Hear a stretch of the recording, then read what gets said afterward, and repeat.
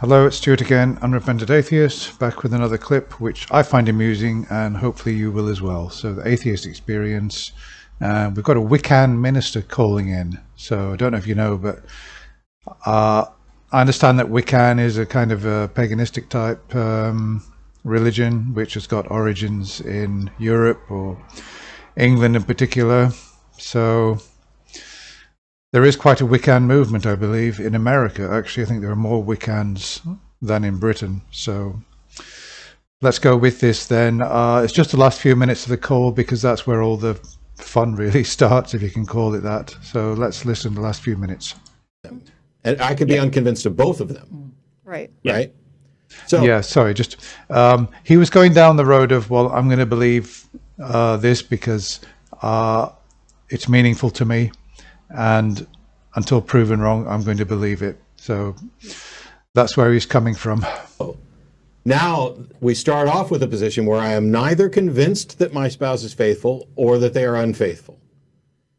Your view was that it's okay. Yeah, because he's going down this road. Well, you've got faith, for example, that your spouse loves you or that your spouse is faithful. One way to cut that off is to say, well, actually, I'm convinced neither way.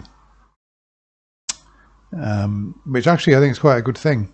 You know, say, well, I don't know whether my spouse loves me or not. I don't know whether she's or he's faithful or not. One good way to just sort of pull the rug from under the feet of a theist who's arguing that way is just to say, well, we're starting from a position of not belief either way, until we've got evidence to convince us that either faithful or unfaithful.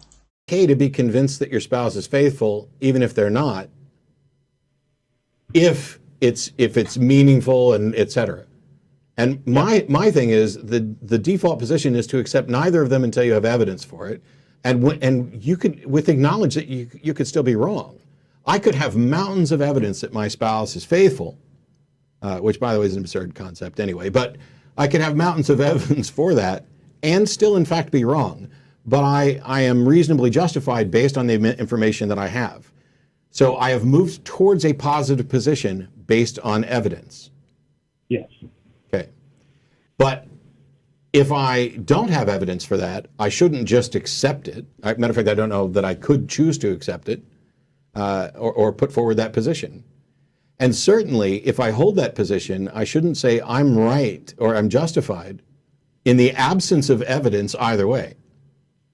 Well, what is your evidence? No. In the absence of evidence for either proposition. So let's say proposition one is there's a diamond the size of Milwaukee on Mars. And the opposite is that there is not a diamond the size of Milwaukee on Mars. I don't have any evidence either way for that. I can't accept either of those propositions.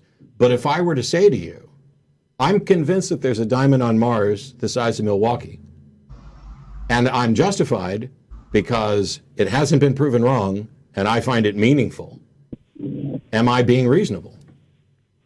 No. Then why would you hold beliefs and advocate for beliefs that you just acknowledged are unreasonable? I've never once said that I believe that my beliefs are reasonable. No, but you think that you're justified and that it's okay, that it's a good thing that you believe something which isn't demonstrably reasonable.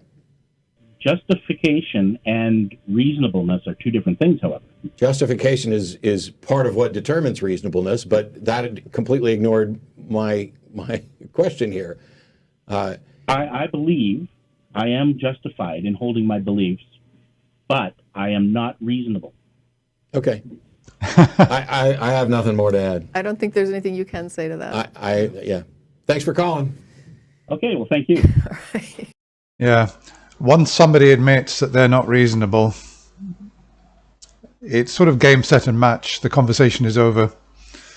You know, I wish that more theists would actually admit that they're not reasonable, and then these conversations would be much shorter. So he actually admitted it. I'm not really sure whether he'll go away and think I've admitted that I'm unreasonable in holding my beliefs, because the only possible step from there is to correct that situation, not to be unreasonable.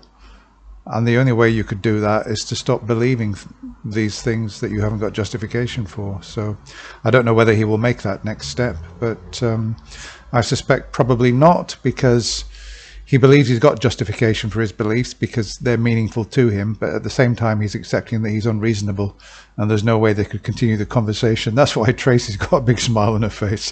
She realizes that, you know, nice easy call there. Somebody just admits that they're unreasonable. Quite happily so. Okay, that's enough from me. Let me know if you got any thoughts on that.